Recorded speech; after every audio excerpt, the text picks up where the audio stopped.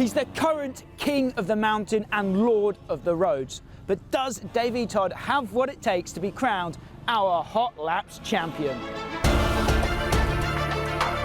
We're about to find out if the Isle of Man Senior TT winner is as fearless on the dirt as he is on the island.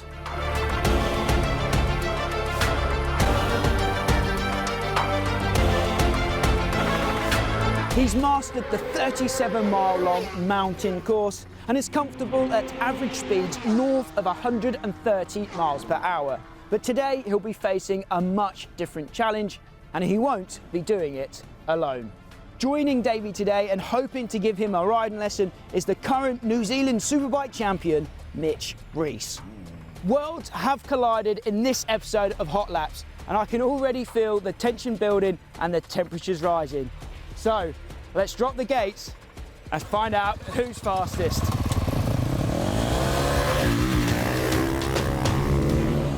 Welcome to Hot Laps, the show where every month we invite a different set of riders to come and show us what they're made of and lay down a fast lap. This is a battle for the ultimate bragging rights, so let's flame on and get started.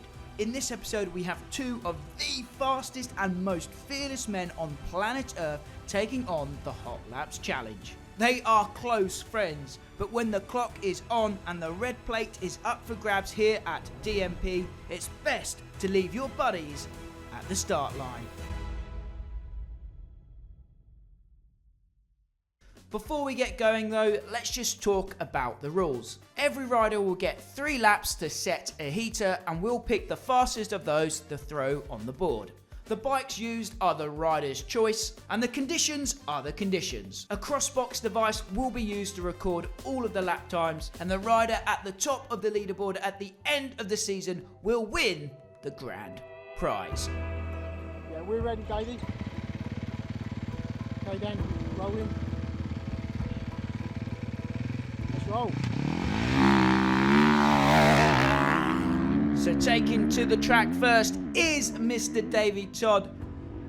This man right here won the Senior TT at the Isle of Man TT races last year in 2024. That is one of the most prestigious races in all of motorsports, and this man won it last year. So it goes without saying that Davey is probably the fastest motorcycle racer we've ever had on the channel on the Hot Lap show. He's used to average speeds north of 130 miles an hour, top speeds north of 200 miles an hour. So this should be a piece of cake for him here at Doncaster Motor Park today. But as you can see, the track is rough. We've had a lot of riders pounding laps this morning, so the track has been properly beaten up. Here comes Davey dropping down, all the back end kicking out there, but he's under control. As you can see, Davey's got good technique here, good style on board his KTM 450. He's going to the inside line here, using the power, using the grunt of that 450 to get up and over this far tabletop. Going to the outside line here, around the sweeper, as he heads towards the chicane now. Each rider gets 3 laps to set a heater, but what you're watching right now is the fastest of those 3 laps from Davey. He's picking his way through the chicane on the pegs, heading towards the central tabletop. Yeah, gets the back end out there a little bit. Rails big, bowl berm. So looking good so far for Davey Todd.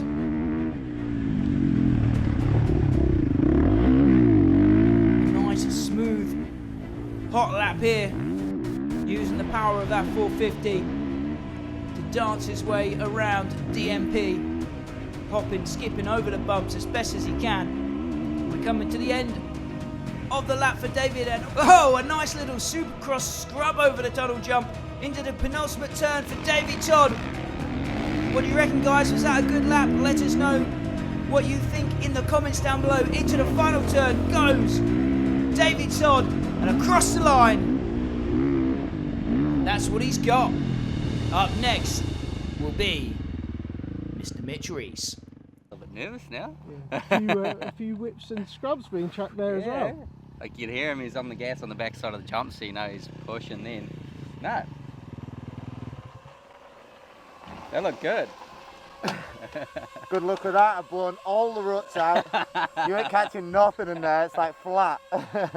These look good. Oh, you get so tight so quick when you like the lap time is on you when you're just relaxing and flowing. There was no relaxing and flowing. I just The first lap was smooth, and then after that you were second one was just messy. I kept like trying to go into ruts and like blowing the front through a berm. It was just sketchy, absolutely sketchy. I think we should come back with a freshly graded track because we're road racers out here. We're not used to these bumps and ruts and stuff like that. We got a rough track today, haven't we? So not used to all this this rough stuff. We use real smooth roads now. So yeah, because the TT is real smooth. Well, So yeah, the I wheels suppose come off not. there Some of too, it, as well. some of it. Yeah. Next up is Mitch Rees. He's a 3-time New Zealand Superbike champion. He's from a dynasty as well. His dad is an absolute legend in the New Zealand motorcycle scene. And Mitch, he grew up racing motocross at a pretty high level as well. He made it to the Junior World Championships back in the day. Here we go. He's off of the line. He's about to set the clock ticking for his hot lap here at DMP. Already you can see the difference in styles between our two riders here today. Mitch's technique looks awesome if you ask me. On the pegs, Stefan Everts style. And he's not afraid to chuck it sideways either.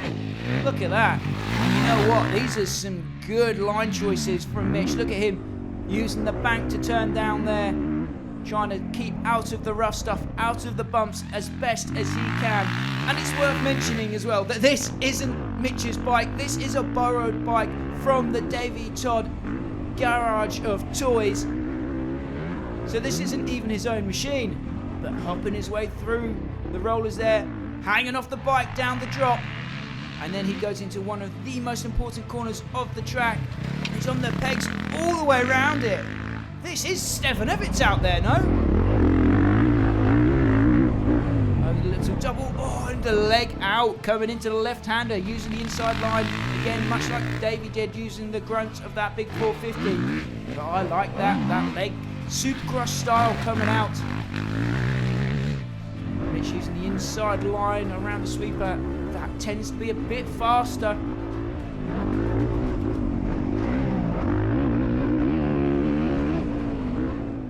Oh, that is beautiful. And he's just smashing the berms, railing the berms. Davey's looking I worried. think he's got me hosed. That first lap was good, real good. I think he's pumped up there after lap 1. He's buried it all in the first lap, pretty much the same as I did. Because lap 2 is definitely a bit calmer and slower, I think. Mitch, he has been awesome to watch. Poetry in motion today on board this Honda 450. We're back on board the final part of his hot lap, then of his fast lap. There's just a handful of corners left to go, and he is rolling now. Looking supremely confident as he picks his way through the bumps and ruts, using every inch of the track here at DMP. Look at that over the tunnel jump into the penultimate turn. Just one corner left. What a ride from Mitch. This has been so much fun to watch, I have to say. And across the line he goes. Who was faster? We're about to find out. But first, let's chat to the boys. Oh. He just almost absolutely ate it over the finish line on that third lap there. Jumped into the deep stuff and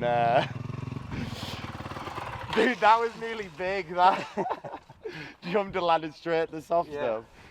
Nearly chucked you straight over the bars, didn't it? I was like, if I just seen this last jump. That was so good. First lap, look. I felt good on the first lap, and then I was just like fried. I was like, I'll take like a breather. I could see that it came back in the third lap, but like that second one, I was like, I've never seen you ride so aggressive. You're normally so smooth, and you were just like proper like giving it someone that first lap. And I was literally, as soon as you went over there for the second lap, you didn't even hit the corners. You're just like, whoa, bro. But still fast, but like back to like smooth instead of attacking everything.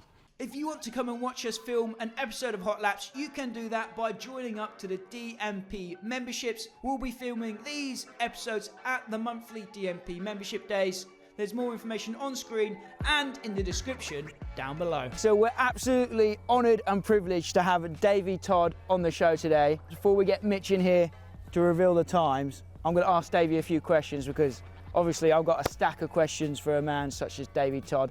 Davey, first question. Is there a myth about road races or road racing that a lot of people believe that maybe isn't true? I think there's a few, to be honest. I think there's definitely a few myths out there. A lot of them usually surrounding how much we have in reserve while riding round. I think so many people think, oh, you're just riding round at like 80%. Yeah, that's not true.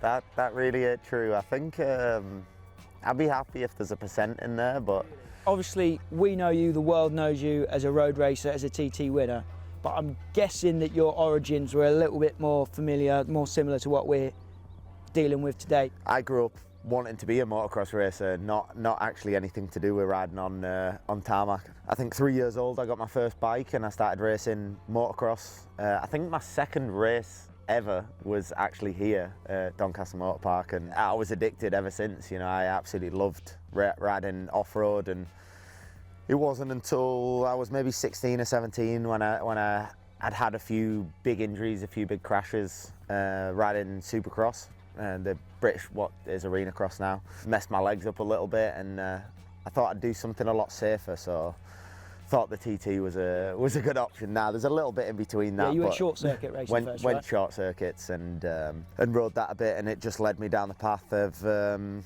I took my first visit to the Alaman TT in 2017, and immediately as soon as I saw the bikes go around, I was hooked and desperate to have a go at that crazy race.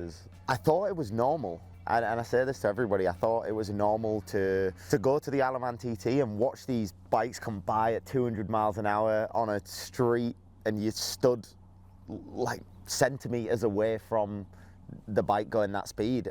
I thought, anybody who's into motorbikes, how would you not want to do this race? And to be honest, that's not the normal reaction I would say. I thought it was, and for a long time I thought it was, and the more I've been over there and had friends who are British Superbike racers or even motocross racers and stuff that come over there and I go, doesn't it make you want to have a go? And they're like, yeah. Absolutely no way. When you first arrived at the TT, 2018, right? Yep. And you was the fastest newcomer ever? Second fastest ever. Ever, okay. From what I know, it takes years to learn the circuit. How did you manage that? Yeah, so a lot of homework. Racing the Alaman TTs, people think's crazy, and I guess it is crazy, but they think you also take your brain out on the start line. That's the norm of kind of thing people usually say to me. You must leave your brain in bed in the morning when you get up to race a TT, but it's actually the opposite. You know, it's the most thought out race that I've ever done. You'd spend 12 months preparing for the TT, learning every single inch of the course. One lap's 38 miles, 37 and 3/4 miles. So how do you do that then? Because you don't have a road bike license, so it's not like you can go out there and ride around on a street bike. Even if you could, most of the circuit's 30 mile per hour limit. So you're not really gaining anything anyway. What relevance does riding 30 miles per hour through Kirkmichael, a little village halfway around the course? Sulby's also 30, 40 miles per hour. And you're going through that 200 miles an hour? Yeah, over 200. So things don't look the same at 30 miles an hour as they do at 200. So it's not really relevant. For me, watching onboards was a big part of it. Sure, you got to drive some laps. But the biggest thing for me, and everybody laughs, but playing the PlayStation game. So the guys who developed the PlayStation game, they laser scanned the course, so it's an exact representation, and I just hammered the game. I didn't even have a console, to be honest, and I borrowed my brother's console and got the TT game, played it, to the point where just before my first TT in 2018, I was second place on the world leaderboards on the game. Yeah. I was confident in the fact that I knew the course, and that's the most important thing when you're racing around there, because you make one mistake, you're not going home. Like that's it. You might not get a chance to make a second mistake. It's all about not making any mistakes around the TT course, and that's what you got to do. You got to ride as fast as you feel like you can go without making any mistakes, and knowing that if you do make a mistake, you might not get a second chance. I've been to the TT. I went in 2023. There is nothing else like it, is there? It's exhilarating, it's scary, it's addictive, and that's just from like a fan's point of view from the hedge. So what is it like when you're actually out there behind the bars? Does anything else come close? Not anywhere near, and I can honestly say that from the bottom of my heart. Like, I've been addicted to bikes my entire life. Riding motocross, supermoto, bit of speedway bikes, flat track, superbikes on a circuit, and I love every kind of bike. And I always get the question of which do you prefer, and honestly I still love motocross, but I love riding superbikes, I love supermoto, anything with two wheels and an engine I absolutely love. But when you race a TT, it sort of ruins your life a little bit. Yeah. That buzz, that adrenaline rush that you get from riding a motorbike that we all love so much, it's sort of massively, well, not it's sort like of. Turned down, is it? It turns the thrill down of everything else in your life, because that adrenaline rush, the exhilaration of doing the TT is so massive. All the emotions, the ups, the highs, the lows, everything is so extreme when you're there that it makes everything else in your life seem extremely bland, to be And that's why honest. we see John McGuinness still there. What is he, 52? 53. 53. 53, and he's still addicted to it, still loves it. Nothing comes close. So last year, 2024, you took your first win in the first super stock race at the start of the week. Yep. And then you ended the week with the big win in the senior TT. What is going through your mind on the last lap? You think, I've got this in the bag, I'm going to grab a win here. Thousands of bike riders for over 100 years have been searching for that feeling. What was going through your head? I was terrified. So to go back a little bit, the first win in Superstock weirdly was easier the last couple of laps, because I was in a really tight battle with Peter Hickman. There was nothing between us. Halfway around the last lap, I got a pit board that had +0, so I knew we were literally neck and neck. I think it was half a second between us. You just give it all you can give, and you come over the finish line, and where you finish, and you haven't thought about anything else other than the two corners in front of you. Whereas the senior, on the last two laps, I had a 20-second lead, a 30-second lead, a 40-second lead on the last lap. And all then you can think about is the only way I can mess this up is if something goes wrong, I do something stupid. And all these thoughts start going through your head of like, oh wait, the bike sounds weird. There's a knock in that I've never heard before, or something doesn't feel right. And all these things that are not happening, you start thinking of in your head, because you've got too much time. Obviously the pure emotion of wanting to win what I feel like the biggest race in the world, if not, one of the biggest races in the world, the senior TT. It's the one everybody wants, everybody dreams about. That one, if you could win one race, that would be it. And I didn't let myself really believe it until I fully came across the line and knew I'd done it. I thought, maybe I'll break down the next corner, so I'll just keep going and keep going, and it's honestly life-changing. It's I want to say a dream come true, but it honestly wasn't. It's far beyond my dreams. It's hands down the best feeling in the world. I don't think it'll ever be beaten, really. Like that feeling is just I can still feel it now, like thinking about it. The moment and crossing the line, coming into the winner's enclosure is just something that will live in my head for the rest of my life, I think. You know the dangers of the race. Everyone that lines up there knows the dangers. How do you deal with that and like the fear? Is it something you suppress, or is it something that you use as fuel? What goes through your mind as you're preparing to set off?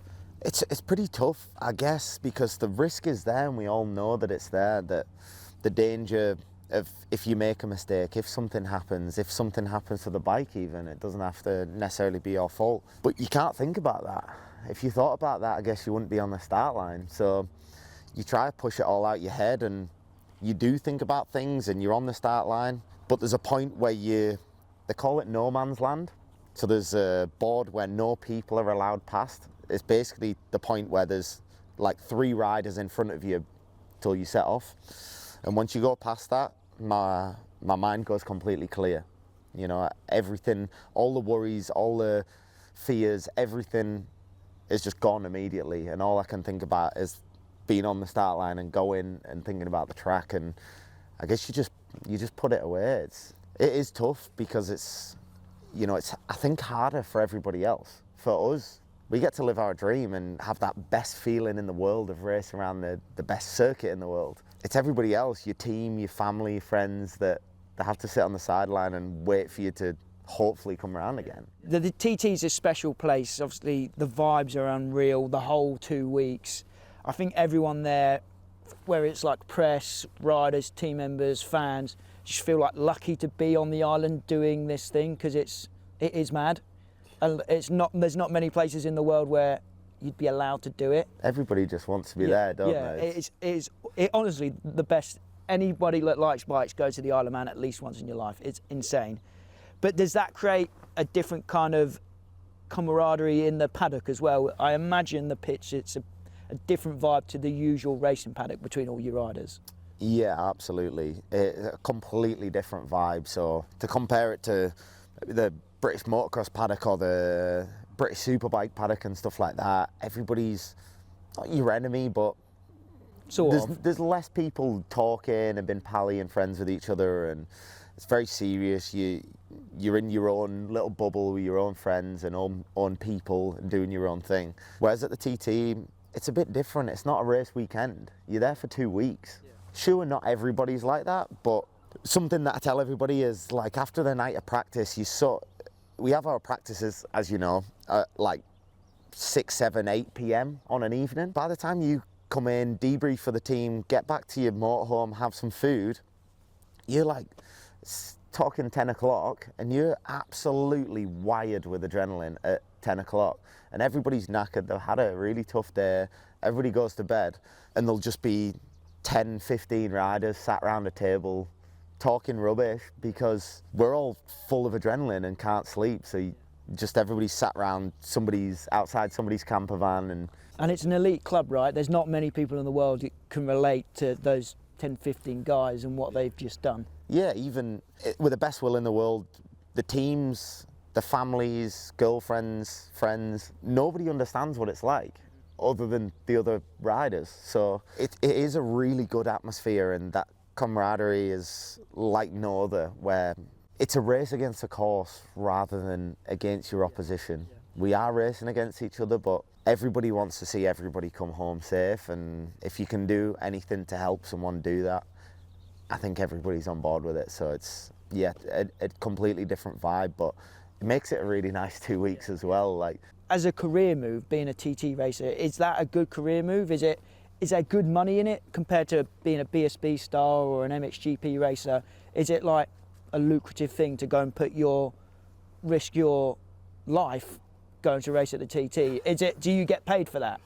I guess it's probably tough to dignify whether it's worth it or not based on the finances and the fact that you're risking your life to do that. A lot of people would say definitely not, but some may say yes.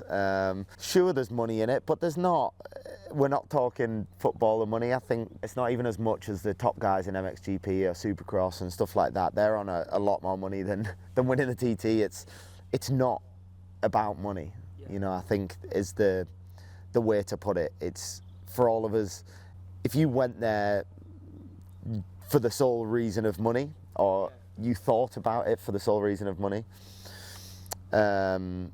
you wouldn't do it.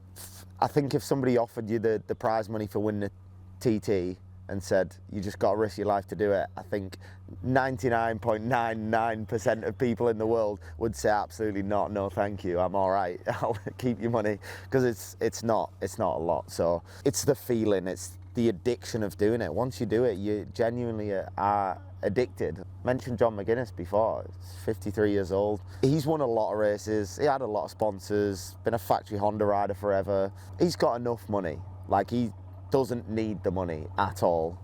He's there because he's addicted to racing the TT. That feeling of doing it just keeps coming back, and you never want to stop.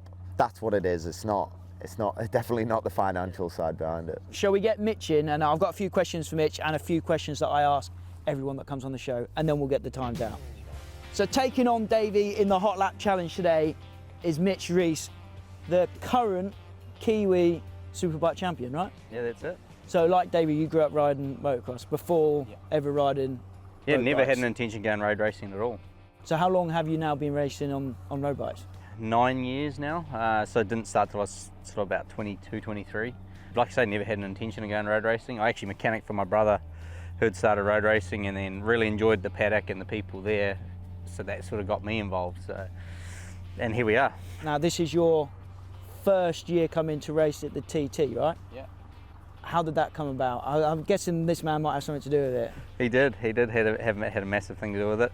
We actually, me and my wife, we come across last year to watch and surprise him. He didn't know we were coming, and I knew if I ever went to watch, I'd want to do it. Yeah. And then obviously went and watched, and now I want to do it. And then he came over, him and Peter Hickman come to New Zealand and raced our what we call the Suzuki Tri-Series.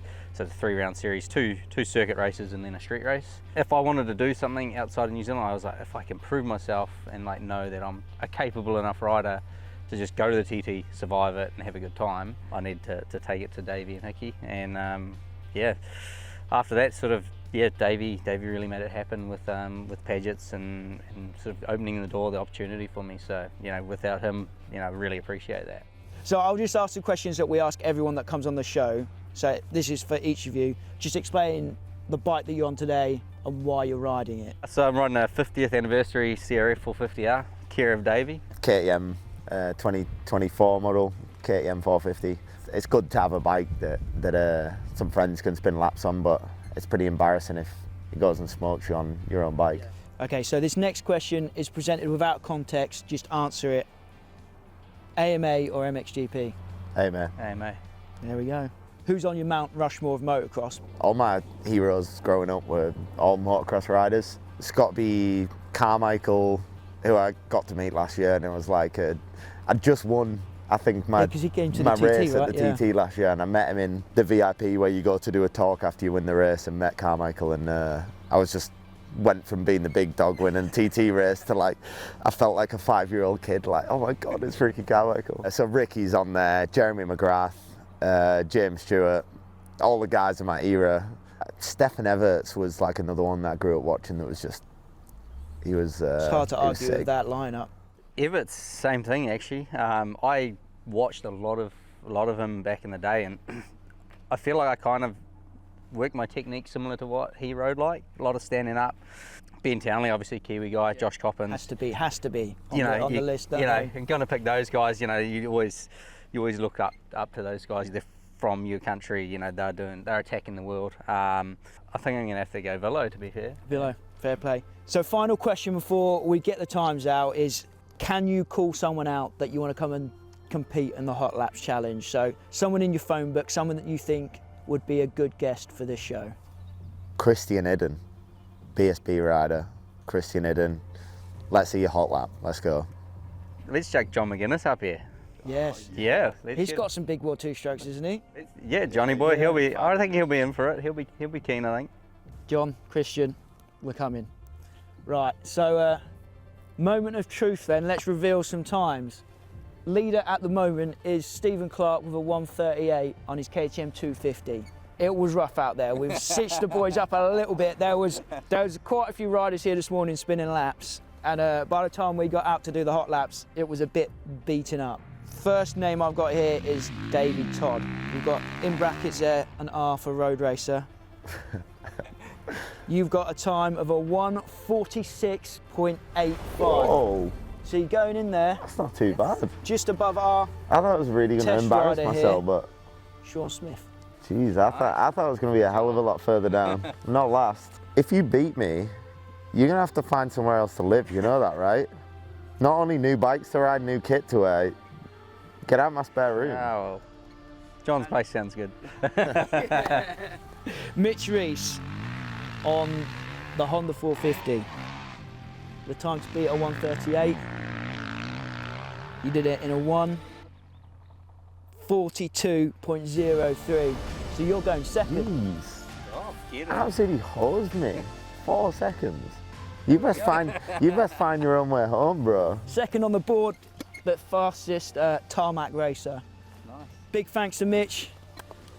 Cheers, mate. Big thanks to Davey. Thanks for coming on the show. Thank you, mate. See these two boys are racing at the TT. When is it this year? End of May? So Yeah, what are we, 26th, I think, 26th of May, for 2 weeks. So, yeah, get there, come and watch us rip round and have some fun. And we'll be cheering. Davey's going to go and win us some more races. That's the plan. If you're there, come say hello to us, and Make sure you say you've watched the channel. absolutely. As always, guys, thank you for watching. I'm Max. This has been 999 Laser. Till next time, we'll see you at the track. Subscribe to the channel to see Davey Todd and Mitch Rees take on the Black Panther 600. That's coming to the channel soon. And be sure to tell us who else you want to see take on the Hot Laps Challenge. Give us some suggestions in the comments down below.